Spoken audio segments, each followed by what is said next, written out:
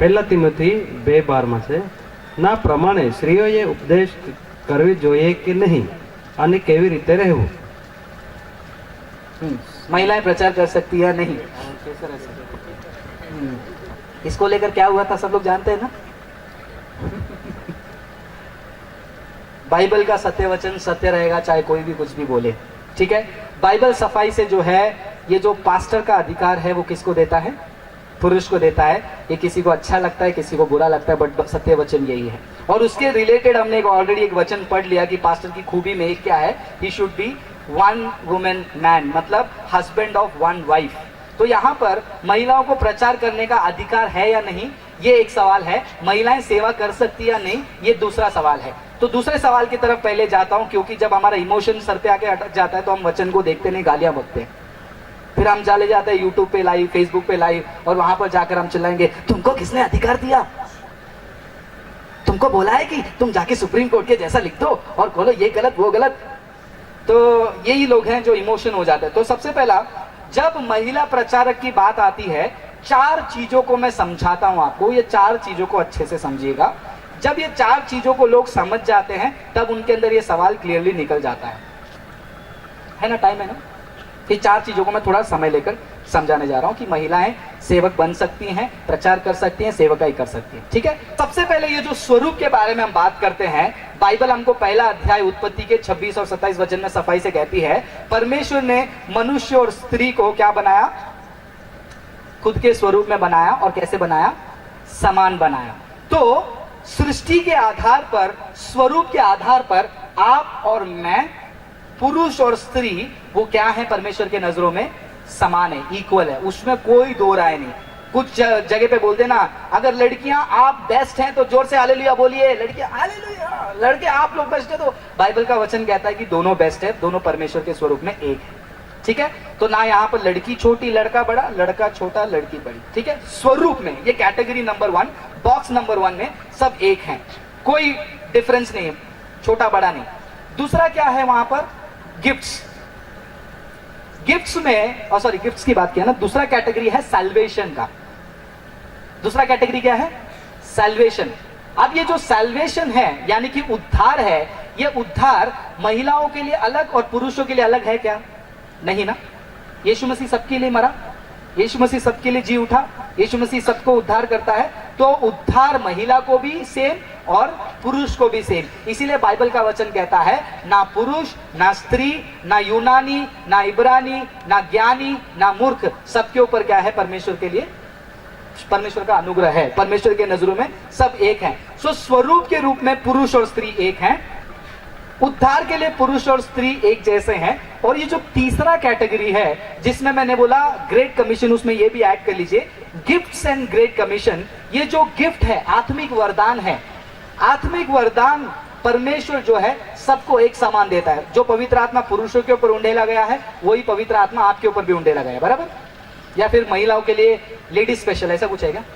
या फिर main special? नहीं ना. तो एक ही पवित्र आत्मा है. वो सारे आत्मिक वरदान, सारे आत्मिक फल पुरुषों को भी सेम मिलेगा और महिलाओं को भी सेम मिलेगा. और जब यीशु मसीह ने कहा 28-19 में, तुम जाकर सभी जाति के लोगों को चेला बनाओ, ये किसको कहा गया? सिर्फ पुरुषों को कहा गया क्या? नहीं, राइट. किसको कहा गया? सबको कहा गया. सो यीशु मसीह का जो गिफ्ट है, जो पवित्र आत्मा का गिफ्ट है, चंगाई करना, प्रार्थना करना, भविष्यवाणी बोलना, इवेंजलिज्म करना, सब काम जो है वो महिला भी कर सकती है जिस प्रकार पुरुष भी कर सकता है. लेकिन चर्च का मिनिस्ट्री पैटर्न की बात जब करते हैं, वहां पर थोड़ा सा हमको फोकस करना पड़ेगा. ये 3 कैटेगरी में सब लोग इक्वल हैं. कौन कौन से कैटेगरी में? कैटेगरी नंबर 1 स्वरूप, कैटेगरी नंबर 2 उद्धार, कैटेगरी नंबर 3 गिफ्ट और ग्रेट कमीशन, सुसमाचार बांटने का अधिकार. तो यहां पर तीनों कैटेगरी को जहां पर हम देखते हैं, कहीं पर भी महिला बेटर पुरुष बेटर वाली लड़ाई दिखती है आपको? नहीं दिखती है ना. जो लोग बाइबल को अच्छे से पढ़ते नहीं है वो लोग क्या करते हैं, ये तीनों कैटेगरी के वचन को अपने अपने कैटेगरी में रखने को छोड़कर पूरा लेकर आकर ये चौथे कैटेगरी में मिक्स करेंगे. महिलाएं क्यों नहीं प्रचार कर सकती हैं? महिलाएं पास्टर क्यों नहीं बन सकती हैं? क्या वो परमेश्वर ने दोनों को एक ही स्वरूप ने नहीं बनाया? अरे बनाया था, वो कैटेगरी अलग है, आप इसको मिक्स मत करो. यीशु मसीह ने सबको सुसमाचार बोलने के लिए बोला, क्या सिर्फ पुरुषों को बोला? अरे ये कैटेगरी अलग है, इसको अलग से रखो. क्या यीशु मसीह ने उद्धार सिर्फ पुरुषों को दिया, महिला को नहीं दिया? अरे ये कैटेगरी अलग है, इसको अलग से रखो। ये चर्च मिनिस्ट्री का कैटेगरी अलग है, इसको उसके संदर्भ में समझो। जब हम कोरिन्थियों के किताब और तीमोथी को पढ़ते हैं, जब हम तीमोथी को पढ़ते हैं, प्रेरित पौलुस वहां पर क्या कहते हैं पता है? 11 वचन पढ़ेंगे, 12 वचन पढ़ेंगे, वहीं से शुरू हुई थी ना, 12 वचन पढ़िए। हाँ 12 वचन, पहला तीमोथी 2 अध्याय 12 वचन। कि स्त्री न उपदेश करे और न पुरुष पर आज्ञा चलाए, परंतु चुपचाप रहे, क्योंकि आदम पहले। अभी यहाँ पर स्त्री उपदेश ना करे और क्या ना करे, पुरुष पर अधिकार नहीं चलाए। तो आप लोग बोलेंगे तो क्या मतलब महिलाएं चुपचाप बैठे? हम महिलाओं में कोई कमी है क्या? एक लड़का तो इतना पागल हो गया, वो फेसबुक पे जाकर लाइव जाकर क्या बोल रहा था मालूम है? इंडियन गवर्नमेंट बोलता है बेटी बचाओ बेटी पढ़ाओ, और ये फ्रांसिस जैसे लोग महिलाओं के खिलाफ हैं। लेकिन बाइबल का वचन क्या कहता है कि मैं कहता हूं महिलाओं को आप क्या करो, पुरुष के ऊपर अधिकार मत चलाओ। जब आप इसको इंग्लिश में पढ़ते हैं उsurping अथॉरिटी, जब आप बाइबल को पढ़ते हैं, हमारा खुदा जो है गड़बड़ी का खुदा नहीं है, हमारा खुदा जो है ढंग से काम करता है। इस चीज को ध्यान से सुनिए, ढंग से काम करता है। और उसने जब सृष्टि किया, उसने पहला क्या बनाया? आदम और फिर हवा। वहां पर क्यों नहीं लड़ते? मेरे ऑफिस में एक ने मेरे से लड़ाई किया, एक बुद्धिस्ट ने, तुम्हारा भगवान जो है ना वो शॉविनिस्ट है। शॉविनिस्ट मतलब पुरुष जुनून वाला, महिला से ये नहीं करता। मतलब ऐसा क्यों बोल रहे हो?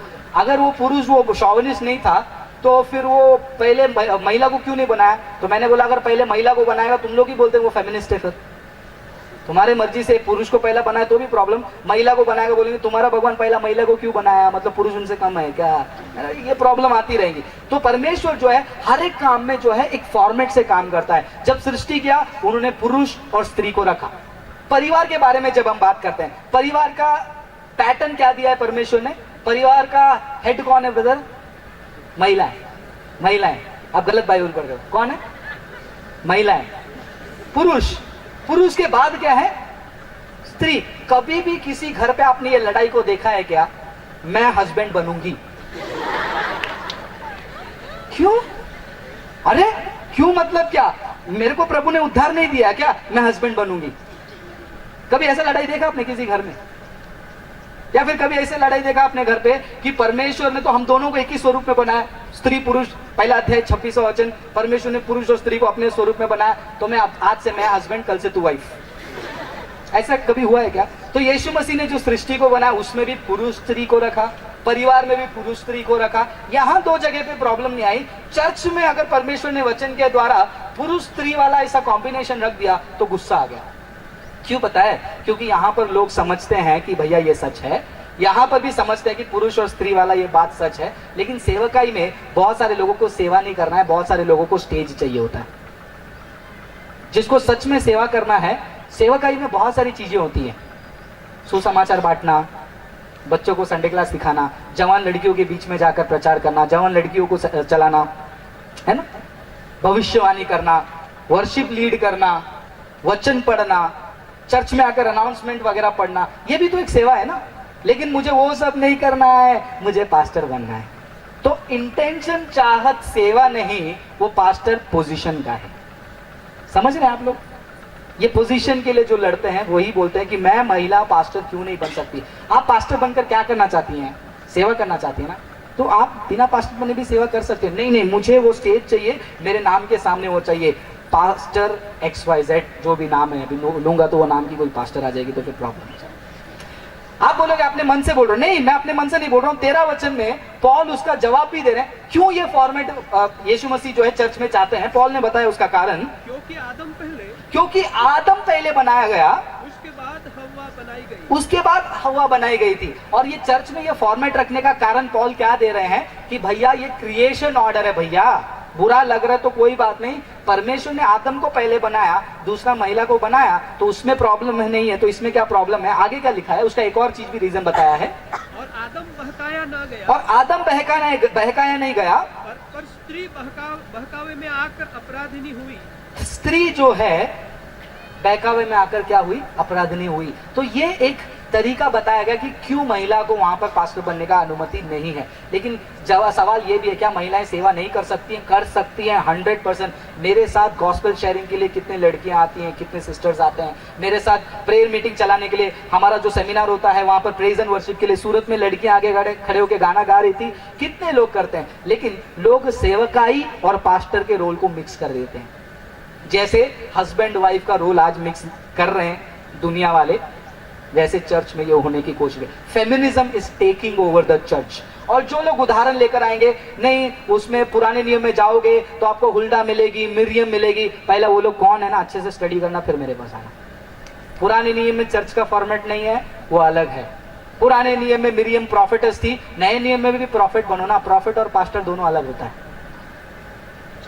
ये एक पोजीशन है, ये पोजीशन परमेश्वर ने किसको दिया है ये समझो। और जो महिलाओं को बुरा लगता है, उनको बुरा इसलिए लगता है क्योंकि उनका पोजीशन मसीहत में क्या है उनको नहीं पता। उनका पोजीशन क्या है पता है? उनका पोजीशन ये है, आज मसीहत का बुनियाद क्या है? क्या है मसीहत का बुनियाद? यीशु मसीह मृतकों में से जी उठा। बाइबल का वचन क्या बोलते हैं मालूम है? अगर मसीह मृतकों में से जी नहीं उठा तो हमारा विश्वास कैसा है? हेलो, हमारा विश्वास कैसा है? व्यर्थ है। और वो पुनरुत्थान का गवाही सबसे पहला किसने बताया? किसने बताया? महिलाओं ने बताया। ये भी उनको तसल्ली नहीं होती है कुछ महिलाओं को, भैया मसीहत का जो बुनियाद है यीशु मसीह जी उठा, वो पहला गवाही हम पुरुषों के तरफ से किसी ने नहीं बताया। किसके तरफ से बताया गया? महिलाओं के तरफ से। और वो महिलाओं की तरफ से गवाही बताना उतना आसान नहीं, क्योंकि यहूदी कल्चर में महिलाओं की गवाहियों को सीरियसली नहीं लिया जाता था। उस समय में अगर यीशु मसीह को अपना नाम, अपना राज बढ़ाना है तो वो किसी चेलों को दर्शन दे सकते थे, लेकिन यीशु मसीह ने क्या किया? सबसे पहला गवाही किसके द्वारा दिलवाया? महिलाओं के द्वारा। तिमोथी के जिंदगी को देखते हैं। तिमोथी को उसके घर की महिलाओं ने शिक्षा देकर सेवक बनाई। लेटर में पढ़ते हैं ना कि अपने दादी माँ, अपने माँ के घर पे बैठकर तिमोथी जो है वचनों को और नियम को सीखता था। तो ये जो महिलाएं हैं वो भविष्य में आने वाले पास्टर को जन्म देती हैं, आने वाले प्रधानमंत्री को जन्म देती है, प्रेसिडेंट को सिखाती हैं। घर पे वो बच्चों को सिखाकर उस लेवल पर लेकर आती। मुझे ये सब नहीं चाहिए, मुझे बनना है पास्टर। तो अगर आपका इच्छा पोजीशन है तो कुछ नहीं कर सकते। अगर आपका इच्छा सेवा है, परमेश्वर ने जो रीति रखा है उसको समझो और उसके हिसाब से चलो। जरा सोच के देखो, कभी पुरुष लोग ऐसे लड़ेंगे तो कैसा लगेगा? ये गलत हुआ यार, हम परमेश्वर महिला और मुझे एक ही स्वरूप में बनाया ना, अगले बार से मैं प्रेग्नेंट होऊंगा और मैं बच्चा दूंगा।